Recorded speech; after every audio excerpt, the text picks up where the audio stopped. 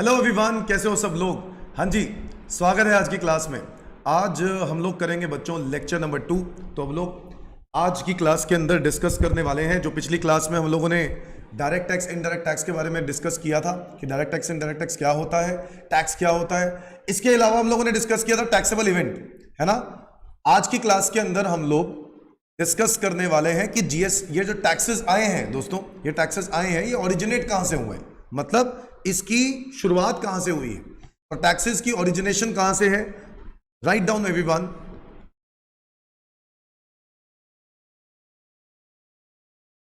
कोई भी आज कानून बनता है, उसका रीजन संविधान है दोस्तों। संविधान यानी कॉन्स्टिट्यूशन ऑफ इंडिया। बच्चों, अगर कॉन्स्टिट्यूशन ऑफ इंडिया है तो हमारा डायरेक्ट टैक्स भी आया, अगर कॉन्स्टिट्यूशन ऑफ इंडिया है तो ही जीएसटी आया, या कोई भी कॉन्स्टिट्यूशन ऑफ इंडिया की वजह से ही कानून आता है। तो आज कॉन्स्टिट्यूशन ऑफ इंडिया की अगर हम बात करें, जिसके अंदर टोटल ओवरऑल 448 कितने 448 आर्टिकल्स हैं और 12 शेड्यूल्स हैं और प्रियम्बल यानी introduction to constitution of India. So basically 448 articles हैं। आर्टिकल्स यानी कानून यहां पर। हाँ, जैसे हम लोग लॉ के अंदर कोई एक्ट के अंदर सेक्शंस बोलते हैं कानून, यहां पे आर्टिकल्स होते हैं। Schedules are like attachment. जैसे आप कोई, फॉर एग्जांपल, आपको याद होगा बच्चों, क्लास 12th में आपने बैलेंस शीट का शेड्यूल, बैलेंस शीट का फॉर्मेट पढ़ते थे, वो क्या था, कंपनीज एक्ट का शेड्यूल 3, यस और नो। तो बेसिकली शेड्यूल्स होते क्या है, शेड्यूल्स होते हैं कोई भी तरह का टैबुलर स्टेटमेंट, कोई लिस्ट, कोई प्रेजेंटेशन, कोई diagram. So basically tabular statement जो लिस्ट होते हैं ना, वो सब हम लोग कहां पे डालते हैं, कानून के अंदर कहां डालते हैं, शेड्यूल्स के अंदर डालते हैं, सेक्शंस में या आर्टिकल्स में नहीं डालते। ठीक है, तो देयर आर 12 शेड्यूल्स हैं और 448 आर्टिकल्स हैं। नाउ एवरीवन, 448 आर्टिकल्स में से एक आर्टिकल मैं आपके साथ आज डिस्कस करने वाला हूं, जिस आर्टिकल का ऑब्जेक्टिव क्या था कि भाई कौन सी गवर्नमेंट टैक्स लगा सकती है। So power of levy of taxes. बच्चों, एक आर्टिकल जिसकी बात मैं आपको साथ करने वाला हूं, आर्टिकल 246। बट इससे पहले भी एक आर्टिकल और डिस्कस करना चाहता हूं मैं आपके साथ, उसका नाम है आर्टिकल 265। पता है संविधान के इस आर्टिकल के अंदर क्या लिख दिया गया है? इसके अंदर लिख दिया गया है, no tax shall be levied और collected except by authority of law. जब तक बच्चों लॉ से परमिशन नहीं मिलती, तब तक आप ना ही टैक्स लगा सकते हो, ना ही टैक्स किसी से कलेक्ट कर सकते हो। सो आर्टिकल 265 कहता है ना टैक्स आप लगा सकते हो, ना ही आप टैक्स कलेक्ट कर सकते हो किसी से, accept by authority of law, यानी लॉ से पावर मिलनी जरूरी है। सो संविधान के इस आर्टिकल 246 में power of levy of taxes के बारे में बात की जाती है कि एक ऐसा आर्टिकल जो डिस्ट्रीब्यूट करता है कि कौन सा टैक्स लगाने की पावर किसके पास है। क्योंकि अगर यह आर्टिकल के अंदर ना लिखा होता तो आर्टिकल 265 तो साफ इनकार करता है, कह रहा है कोई भी टैक्स आप ना ही लगा सकते हो, ना ही कलेक्ट कर सकते हो, जब तक लॉ से परमिशन ना मिले। और यहां पर जो जिस लॉ की बात कर रहा है बच्चों, वो है constitution of India. Constitution of India, समझ में आई बात। सो कॉन्स्टिट्यूशन ऑफ इंडिया में आर्टिकल 246 पावर देता है to levy of tax. Is that clear?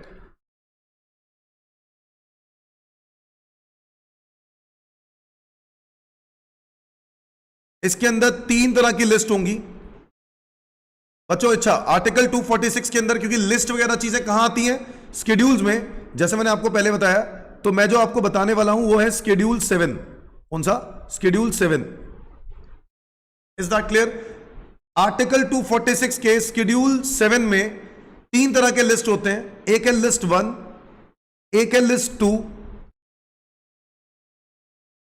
और एक होता है लिस्ट 3। जनरली लॉ वाले टीचर्स भी आपको ये बात पढ़ा देते हैं, बट स्टिल टैक्स के पॉइंट ऑफ व्यू से भी इंपॉर्टेंट है, तो ये बात समझ लेते हैं। संविधान के दूसरा आर्टिकल जो हम लोग डिस्कस कर रहे हैं वो है आर्टिकल 246, जिसके अंदर लिख दिया गया शेड्यूल 7, एक लिस्ट बनाई गई, जिसके अंदर एक लिस्ट 1 को बोलते हैं बच्चों यूनियन लिस्ट, लिस्ट 2 को बोलते हैं स्टेट लिस्ट, और लिस्ट 3 को बोलते हैं कॉन्करेंट लिस्ट। देखो मेरा पर्पस सिर्फ टैक्सेस निकालने का है, इसलिए मैं तो टैक्सेस से रिलेटेड बात कर रहा हूं। लॉ वाले टीचर्स आपको यह बात क्लियर कहेंगे कि आर्टिकल 246 में कोई भी कानून बनाने की पावर यहां पर है। आर्टिकल 246 कुछ पावर सेंट्रल गवर्नमेंट के पास है, कुछ पावर स्टेट गवर्नमेंट के पास है, और कुछ पावर दोनों के पास है। मैं अभी आपसे ये डिस्कस करने वाला हूं कि टैक्स लगाने की पावर कहां है, मतलब टैक्स कह लो या यहां पर आप लॉ कह लो, समझ गए ना। तो अल्टीमेटली लेवी ऑफ टैक्स, मैं टैक्स लेवी सीख रहा हूं कि भाई किसके के पास पावर है टैक्स लगाने की। Power to levy union list की अगर हम बात करें दोस्तों, तो वो पावर है सेंट्रल गवर्नमेंट के पास। स्टेट लिस्ट की अगर हम बात करें तो ये पावर है स्टेट गवर्नमेंट के पास। कॉन्करेंट लिस्ट की बात करें तो ये वो लिस्ट है जिसमें पावर टू लेवी किसके पास है, दोनों सरकार के पास, यानी central as well as state, तो बोथ। क्या मेरी बात समझे? सो आर्टिकल 246 शेड्यूल 7 के लिस्ट 1, लिस्ट 2, लिस्ट 3, 3 तरह के लिस्ट हैं दोस्तों। एक है यूनियन लिस्ट, एक है स्टेट लिस्ट, और एक है कॉन्करेंट लिस्ट।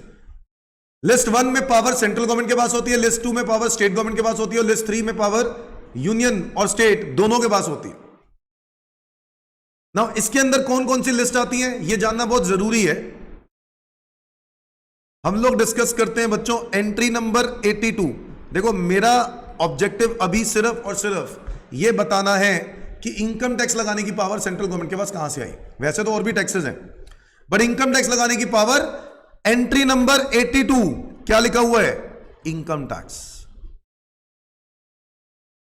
मतलब इनकम टैक्स लगाने की पावर सेंट्रल गवर्नमेंट के पास कहां से आई, लिखा हुआ है entry number 82 of schedule 7 of article 246 of constitution of India, जहां पे यह बात लिख दी गई है कि इनकम टैक्स लगाने की पावर सेंट्रल गवर्नमेंट के पास है। बच्चों अच्छा एक मिनट और, ये बात तो हम लोग डिस्कस करना भूल ही गए। संविधान ने बनाया किसने था, संविधान पास किसने किया? तो आपको नाम पता होगा इनका, डॉक्टर भीमराव अंबेडकर जी। और फाइनली इसको आजादी के बाद, संविधान आजादी से पहले भी संविधान निकले हैं, बट संविधान इंडिया की आजादी के बाद फाइनली इसको कब जाके लेवी कर दिया गया, पास कर दिया गया, 26 जनवरी 1950। बच्चों दिस इज द रीजन हम लोग 26 जनवरी बनाते हैं। तो 26 जनवरी हम क्यों बनाते हैं, वो यही रीजन है। तो डॉक्टर भीमराव अंबेडकर 26 जनवरी 1950 को क्या करते हैं, संविधान पास करते हैं, ठीक है, जिसके अंदर टोटल कितने कानून है, 448 आर्टिकल्स हैं, 12 शेड्यूल्स हैं, एक प्रीएम्बल है। Article 246 power to levy of taxes, ये पावर तीन तरह के लिस्ट निकालती है। टैक्सेस लगाने की पावर तीन तरह के लिस्ट की बात करता है। एक बात करता है list 1 which is union list, list 2 state list, और लिस्ट 3 कॉन्करेंट लिस्ट। अभी हम बात कर रहे हैं लिस्ट 1 की, जिसके अंदर मैंने अभी आपके साथ डिस्कस किया entry number 82 which is income tax. इस तरीके से देखा जाए जो टैक्सेस अभी मौजूद हैं वो है एंट्री नंबर 83। बच्चों 83 is about custom duty, 83 is about custom duty. तो अगर मैं बोलूं कि अभी कौन से टैक्सेस मौजूद है, तो वो इनकम टैक्स और कस्टम ड्यूटी है सेंट्रल लिस्ट के अंदर, जो हमें समझना चाहिए। इसके अलावा तो वैसे बहुत सारी एंट्रीज है। एंट्री नंबर 84 है, वो क्या है, entry number 84 is about central excise. 92A है CST, ठीक है, ऐसे तो बहुत सारे हैं। 97 है taxes which are not covered, taxes not covered under list 1, 2 and 3। ऐसे टैक्सेस जो कहीं पर भी कवर्ड ना हुए तो गवर्नमेंट ने एक सेपरेट एंट्री बनाई हुई है, एंट्री नंबर 97। इसके अंदर बाकी बचे हुए सारे आ जाएंगे। Power to levy state government, power to levy state government, state government के पास कौन कौन से टैक्स लगाने की पावर थी, एंट्री नंबर 51 बच्चों, 51। जैसे सेंट्रल एक्साइज के बारे में पिछली क्लास में बताया था ना, manufacture of goods in India, ऐसे ही एक और एक्साइज होता है बच्चों जिसको बोलते हैं स्टेट एक्साइज। क्या बोलते हैं, स्टेट एक्साइज। स्टेट एक्साइज कौन लगाता है, स्टेट गवर्नमेंट लगाती है, इसमें कोई डाउट नहीं है। तो एंट्री नंबर 51 स्टेट एक्साइज, क्या ये डिलीट हो गया? नहीं बच्चों, कानून ये डिलीट नहीं हुआ, स्टेट एक्साइज जिंदा है। हाँ, अगर आप मुझसे पूछोगे वैट खत्म हो गया तो मैं बोलूंगा यस बेटा, एंट्री नंबर 54 वैट फिनिश हो गया। अच्छा, वैट के लिए मैंने आपको बताया था दो प्रोडक्ट्स पर वैट अभी भी जिंदा है, बताओ कौन कौन से? अल्कोहलिक लिकर और पेट्रोलियम, ये पिछली क्लास में डिस्कस किया था। अच्छा, सेंट्रल एक्साइज भी वैसे तो डिलीट हो गया, बट सेंट्रल एक्साइज भी कौन कौन से दो प्रोडक्ट पर जिंदा है वो भी लिख लो अगर नहीं लिखे तो। सेंट्रल एक्साइज बताओ, एक तो पेट्रोलियम आइटम्स, दूसरा टोबैको। ये दो ऐसी आइटम्स हैं बच्चों जिस पर सेंट्रल एक्साइज आज भी जिंदा है, मतलब इस पे एग्जामिनेशन क्वेश्चन पूछा जा सकता है कि सेंट्रल एक्साइज तो खत्म हो गया जीएसटी आने के बाद, तो ऐसे कौन से प्रोडक्ट्स हैं जिसके ऊपर अभी भी सेंट्रल एक्साइज चल रहा है? वो है petroleum items and tobacco. Is that clear everyone? Entry number 51 is state excise, 54 is value added tax. दोस्तों 54 इज वैल्यू एडेड टैक्स, जो कि वैट मैंने आपको बताया है। अब सिर्फ दो ही प्रोडक्ट पर जिंदा है, अल्कोहलिक लिकर और पेट्रोलियम। तो सर पेट्रोलियम पे दोनों आते हैं? हाँ, पेट्रोलियम मैन्युफैक्चर हुआ तो एक्साइज ड्यूटी लगी, बेचा तो क्या लगा? वैट। फिर से सुनो, पेट्रोलियम मैन्युफैक्चर हुआ तो क्या लगा? Excise duty. बेचा तो क्या लगा? वैट। क्या मेरी बात समझ में आ रही है? सो इसी तरीके से और भी टैक्सेस हैं, बट आपको ज्यादा समझने की जरूरत नहीं है उन वाले टैक्सेस में। अगर आप करंटली एक्टिव टैक्सेस की बात करो, इनकम टैक्स है, कस्टम ड्यूटी और state excise. Sir state excise, central excise, sir confuse हो रहा है थोड़ा सा, दोनों लगते थे क्या एक ही प्रोडक्ट पर? मेरे बेटे बेटे बेटे ये देखिए, एक्साइज पहले ना दो तरह के होते थे। एक्साइज लगता कब था? एक्साइज ड्यूटी कब लगती थी? Manufacture of goods in India. Excise पहले दो तरह के होते थे, एक सेंट्रल एक्साइज, दूसरा स्टेट एक्साइज। ये ऑब्वियस वाली बात है, सेंट्रल लिखा हुआ है तो इसका मतलब है लगाएगा कौन? टैक्स कौन लगाएगा? सेंट्रल गवर्नमेंट लगाएगी, इसको बोलते हैं सेंट्रल गवर्नमेंट लेवी। और कलेक्ट भी कौन करेगा? सेंट्रल गवर्नमेंट करेगी। स्टेट एक्साइज की अगर हम बात करें तो स्टेट गवर्नमेंट लगाएगी और स्टेट गवर्नमेंट ही कलेक्ट करेगी। तो ऐसे कौन से प्रोडक्ट्स हैं जिसके ऊपर दोनों लगते थे क्या? नहीं, दोनों नहीं लगते थे बच्चों, या तो सेंट्रल गवर्नमेंट लगाएगी या स्टेट गवर्नमेंट। तो गवर्नमेंट ने अपने प्रोडक्ट्स बांट रखे थे। मैं आपको उस टाइम की बात कर रहा हूं जब जीएसटी से पहले की बात कर रहा हूं, तब सेंट्रल एक्साइज भी जिंदा था। तो स्टेट एक्साइज किन प्रोडक्ट्स में लगता था बच्चों? जितने नशे वाले प्रोडक्ट हैं, नशे वाले जितने नशीले पदार्थ हैं हमारे देश के अंदर, है ना, वो मैन्युफैक्चरिंग पर स्टेट गवर्नमेंट ड्यूटी लगाता था। जैसे कि alcoholic liquor, opium, narcotics, Indian hemp. बच्चों ये सारे नशे के प्रोडक्ट हैं। और लिकर के बारे में तो आप लोग सुना ही होगा, ओपियम, नारकोटिक्स, इंडियन हेम्प। आप सोच रहे होंगे ये कैसे नाम है, आपने सुना होगा, देसी भाषा सुनी होगी इसकी, चरस, गांजा, हाँ जो भी आपने सुना है। बच्चों ये drugs, this manufacturing is not illegal, क्योंकि जितनी भी मेडिसिन बनती हैं दोस्तों, उन सारी फार्मा इंडस्ट्री में, मेडिसिन में ये सब चीजें जाती हैं। अल्कोहल भी जाता है, ओपियम भी जाता है, नारकोटिक्स भी जाता है, इंडियन हेम्प भी जाता है, तो सब चीजें जाती हैं। क्या मेरी बात समझ में आ रही है? तो इसलिए इनकी मैन्युफैक्चरिंग कभी भी गवर्नमेंट ने इलीगल नहीं कही, पर इनकी ट्रेडिंग इलीगल है। कोई रॉ बेच रहा है इसको, तो क्योंकि बेचो तो किसको बेचो? फार्मा वालों को बेचो, रॉ नहीं बेच सकते बाजार में। क्या मेरी बात समझ में आई? तो alcoholic liquor, opium, narcotics, Indian hemp, ये ऐसे प्रोडक्ट्स हैं जिनके ऊपर क्या लगता है? State excise. ठीक है जी, तो इनके प्रोडक्ट पर स्टेट एक्साइज लगता है। मतलब स्टेट गवर्नमेंट ने सेंट्रल गवर्नमेंट से डिसाइड किया कि भैया नशा, स्टेट गवर्नमेंट कहता है नशा हमारा, बाकी सब तुम्हारा। सो बाकी सारे प्रोडक्ट्स पर, ऑल अदर प्रोडक्ट्स पर सेंट्रल एक्साइज लगता था बच्चों। हालांकि वो बात और है कि अब सेंट्रल एक्साइज सिर्फ दो ही प्रोडक्ट पे लगता है। बताओ फिर से कौन कौन से? पेट्रोलियम और सेंट्रल एक्साइज लगता है टोबैको पे। क्या मेरी बात समझ में आई everyone?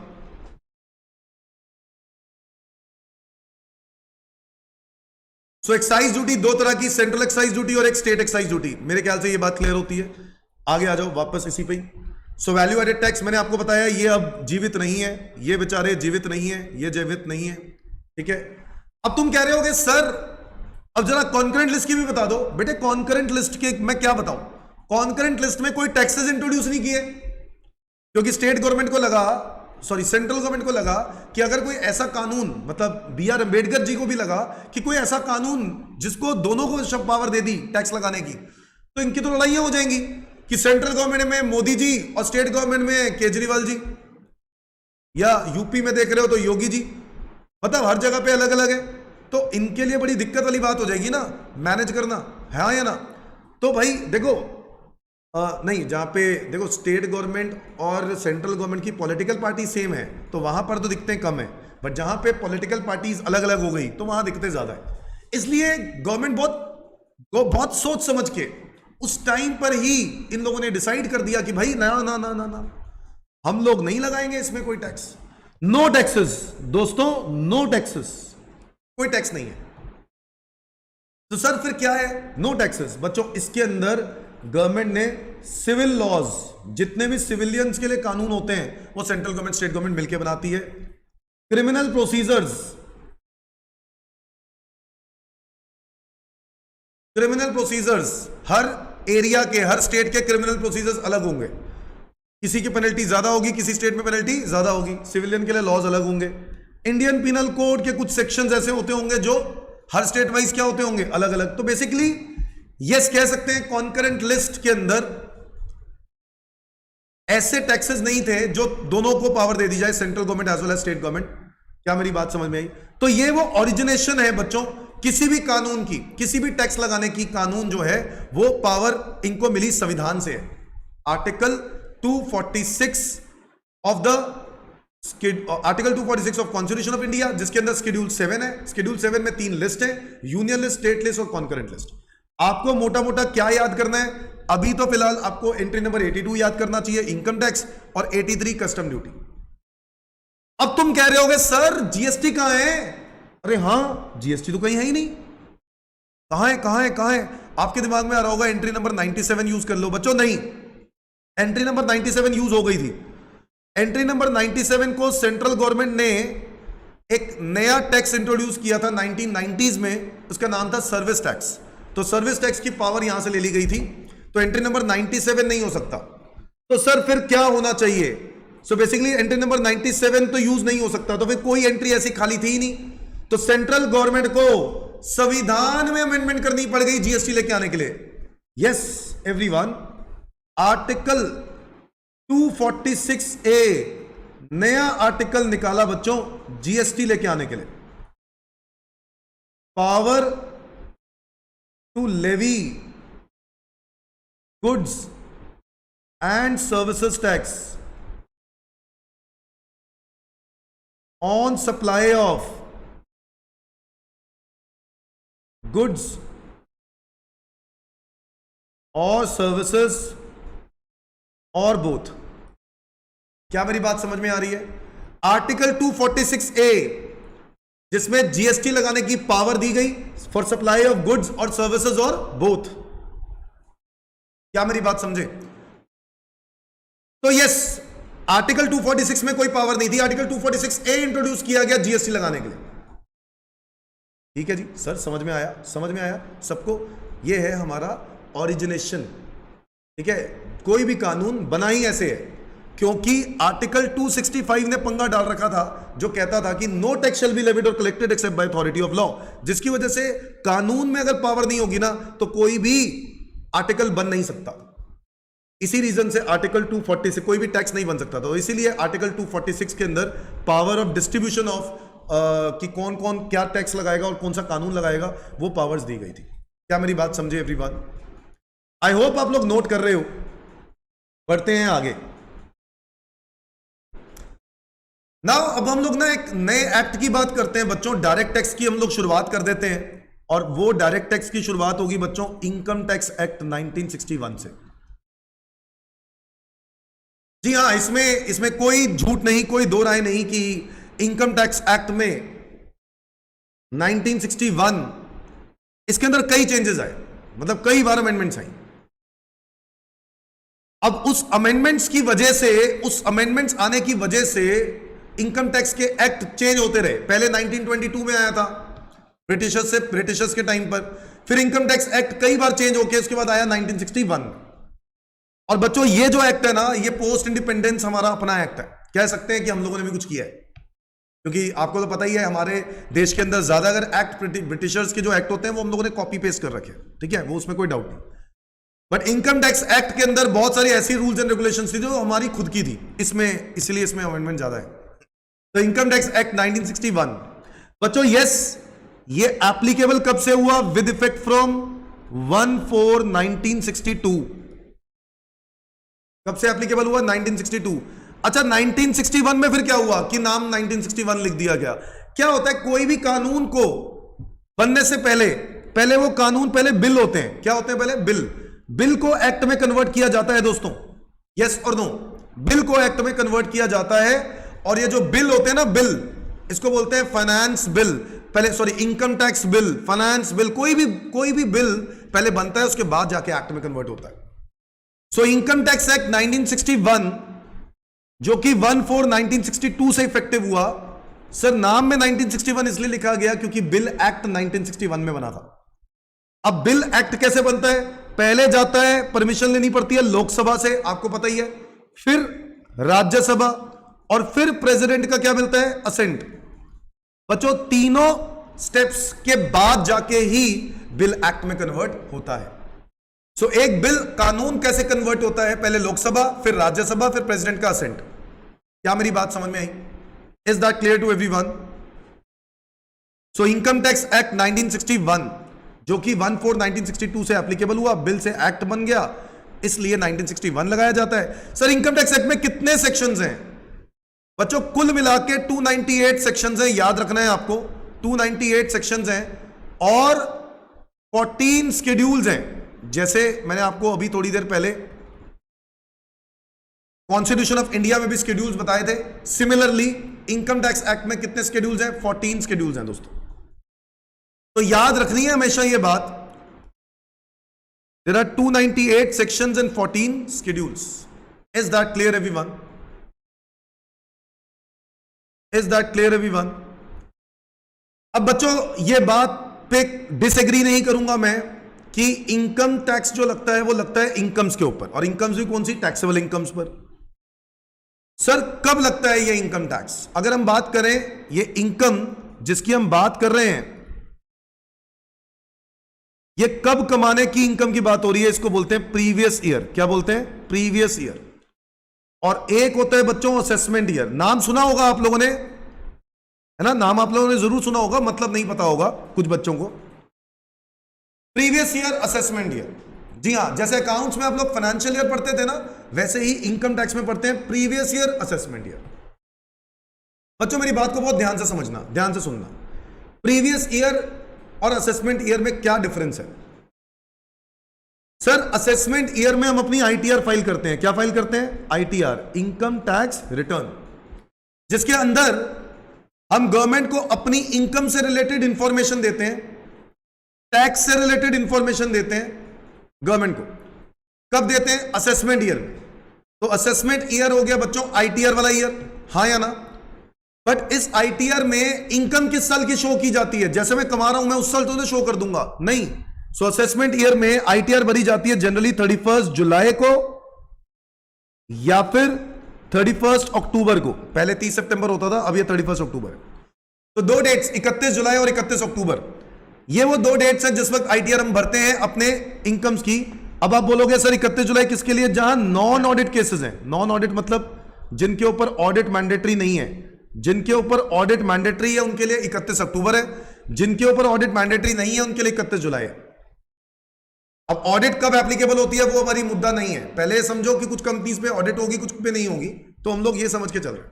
Is that clear? So non audit के केस में जैसे जॉब करने वाले हैं उन पे ऑडिट थोड़ी ना होती है, तो जॉब करने वालों को तो अपनी इनकम्स के ऊपर क्या करना होगा? टैक्स देना ही होगा, और ये रिटर्न शो करेंगे 31 जुलाई तक।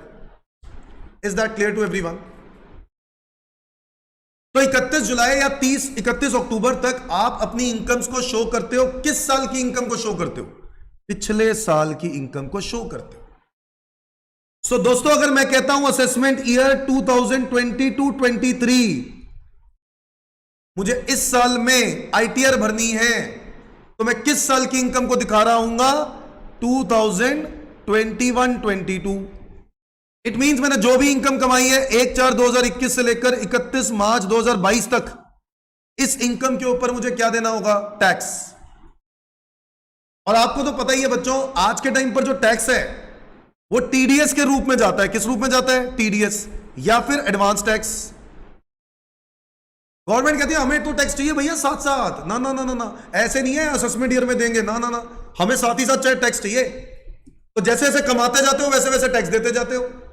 सो गवर्नमेंट कहता है टीडीएस और एडवांस टैक्स आपको साइमल्टेनियसली देना है जैसे जैसे आप कमाते जाते हो। तो फॉर एग्जांपल बैंक में इंटरेस्ट कमाता हूं तो बैंक वाले टीडीएस काट के देते हैं।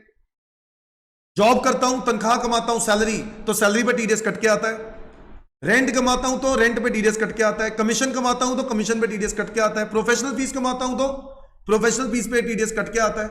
सर आईपीएल में बैटिंग करता हूं सर, वो जो क्या कहते हैं ड्रीम 11 इस ऐप पे खेलता हूं सर, उसमें भी मैं जीतता हूं, तो बताओ इस पर टीडीएस कटेगा नहीं कटेगा? बिल्कुल कटेगा। तो आज के टाइम पर हर तरह की इनकम्स पर क्या कटता है? टीडीएस। तो आपके पैसे टैक्स कट के आते हैं क्योंकि गवर्नमेंट को ना तुम पे विश्वास नहीं है। पहले हम लोग कमाते थे, अगले साल टैक्स गवर्नमेंट को देने जाते थे, कोई जाता ही नहीं था। भाई साहब कमाया, अगले साल देने जाना है। हाँ, अगले साल देने जाना है। फिर क्या बोलते हो, क्या दिमाग में आता है? अरे गवर्नमेंट ने किया ही क्या आज तक हमारे लिए? किया क्या है? हम क्यों उस बात का टैक्स दें? तो इसी रीजन से गवर्नमेंट ने तुमसे टैक्स मांगना ही बंद कर दिया, क्योंकि तुम ऐसी हरकतें करोगे, गवर्नमेंट को पता था। इसलिए गवर्नमेंट ने क्या कहा कि भैया आज के टाइम पर जब भी इनको पैसे दिए जाएंगे तो टैक्स काट के दो। तो जो पार्टी पैसा दे रही होगी वो टैक्स काट के देगी। अब तुम बोलोगे सर वो पार्टी क्यों काटेगी टैक्स? वो मैं जब बोलूंगा उसको मत काट तो वो नहीं काटेगा। तो बताओ उसको काटने का कोई नुकसान है? यस। गवर्नमेंट ने कहा अगर तुम किसी को सैलरी दे रहे हो और सैलरी पे टीडीएस नहीं काटते हो, तो यहां पर डेबिट साइड पे, तो अकाउंट्स में आप लोग पढ़ते थे ना, टू सैलरी लिख देंगे। अकाउंट्स में लिखते हैं ना टू सैलरी डेबिट साइड पर, और नेट प्रॉफिट क्या हो जाता है? कम। यस और नो? इस नेट प्रॉफिट पे टैक्स देते हैं। गवर्नमेंट कहती है कि अगर आपने टीडीएस नहीं काटा तो भाई साहब ये सैलरी यहां से हटा देना, तो प्रॉफिट क्या हो जाएगा? और ज्यादा। इसका मतलब है उस सैलरी इनकम पर भी टैक्स कौन दे रहे होंगे? आप खुद। तो आप क्यों करोगे ऐसी गलती? नहीं करोगे आप ऐसी गलती, क्योंकि उस पर आपको बहुत बड़ा नुकसान होगा। क्या मेरी बात समझ में आ रही है? यानी आप सैलरी देने के बावजूद भी अपने एम्प्लॉइज को तनख्वाह दे रहे हो, बट उस एम्प्लॉय की तनख्वाह पर आप खुद टैक्स दे रहे हो, है ना? गलत है ना? सो इसलिए गवर्नमेंट ने बोला आज के टाइम पर टीडीएस जरूर काटो। तो ठीक है जी। अब मुकेश अंबानी के पास 6 लाख इंप्लॉइज हैं, 6 लाख इंप्लॉइज की सैलरी का टीडीएस पूछ लिया गवर्नमेंट ऑफिसर ने आके, टैक्स ऑफिसर ने। तो उसने बोला हाँ जी सर दे दिया, ये रहा चिट्ठा सारा। अब वो देगा ही, क्योंकि नहीं तो पीएनएल अकाउंट में डेबिट नहीं कर पाएगा, देना तो पड़ेगा ही। अब अगर मैं ये कहता हूं कि सर सिर्फ यही रीजन है, नहीं, एक बात और समझना, गवर्नमेंट को बहुत फायदा हो गया। कैसे? पहले 6 लाख इंप्लॉइज है जैसे मुकेश अंबानी के, तो पहले अलग अलग इंप्लॉय से मिलने जाना पड़ता था कि भैया टैक्स क्यों नहीं दिया, टैक्स क्यों नहीं दिया, इतने सारे इंप्लॉइज रखने पड़ते। आज के टाइम पर सिर्फ आप इंप्लॉयर से बात करोगे। किससे बात करोगे? इंप्लॉयर से। और डायरेक्टली उसको बोलोगे कि भाई तूने अपने इंप्लॉइज की तनख्वाह पर टैक्स काट लिया? उसने बोला सर काट लिया। अगर काट लिया तो बहुत अच्छी बात है, एक बारी रसीदें दिखा दे सारी। और अगर नहीं काटा तो भैया तेरे को पीएनएल अकाउंट में डेबिट साइड पे जो सैलरी दिखा रहा है ना वो दिखाने नहीं देंगे। क्या मेरी बात समझ में आई एवरीवन? क्या मेरी बात समझ में आई एवरीवन? ठीक है। तो टीडीएस और एडवांस टैक्स। अच्छा टीडीएस तो समझ में आया सबको मेरे ख्याल से। एडवांस टैक्स क्या चीज है सर? सर एडवांस टैक्स क्या है? जो देखो मुकेश अंबानी की बात हो रही है 6 लाख इंप्लॉइज की। मुकेश अंबानी अपनी इनकम पे तो टैक्स देता होगा। कैसे देता होगा? Advance tax. So basically TDS और एडवांस टैक्स प्रीवियस ईयर में ही चले जाते हैं। कमाते हो साथ साथ ही देते हो। तो मुकेश अंबानी या कोई भी ऐसी कंपनी, जैसे मैं किसी का एम्प्लॉय नहीं हूं, अगर मैं एम्प्लॉय नहीं हूं तो मेरी पेमेंट पे टैक्स कैसे जाता होगा? मेरी पेमेंट पे टैक्स मुझे खुद जमा कराना पड़ता है, जिसको बोलते हैं एडवांस टैक्स। क्या मेरी बात समझ में आई? हाँ, अगर मुझे कोई इंस्टीट्यूट प्रोफेशनल फीस देता है तो उसके ऊपर टीडीएस कट के आता है, वो अलग चीज है। बट अगर मैं खुद कमा रहा हूं और मेरे फीस पे टीडीएस भी कोई कुछ नहीं कटा खास, तो ऐसे केस में मुझे खुद टैक्स पे करना होगा, उसको बोलते हैं एडवांस टैक्स। सो दोस्तों याद रहे, असेसमेंट ईयर 2022-23 है तो प्रीवियस ईयर कौन सा होगा? 21-22 हमेशा। is immediately preceding the assessment year. Previous year is always immediately preceding the assessment year. Assessment year से पिछला साल को प्रीवियस ईयर बोलते हैं. सो बच्चों एक बात बताओ, प्रीवियस ईयर 2022-23 का असेसमेंट ईयर कौन सा होगा? प्रीवियस ईयर 22-23 का असेसमेंट ईयर कौन सा होगा? असेसमेंट ईयर होगा 2023-24. यस और नो? यस और नो? इसी तरीके से मैं बोलता हूं असेसमेंट ईयर 2019-20 तो प्रीवियस ईयर क्या होगा? प्रीवियस ईयर होगा 18-19. यस और नो? बच्चों एक बात बताऊं, इस कॉन्सेप्ट को यूएसए के अंदर, यूनाइटेड स्टेट्स ऑफ अमेरिका के अंदर प्रीवियस ईयर को बोला जाता है इनकम ईयर और असेसमेंट ईयर को बोला जाता है टैक्स ईयर. देखो कितनी आसान भाषा का इस्तेमाल कर रहे हैं ये लोग यूएसए वाले.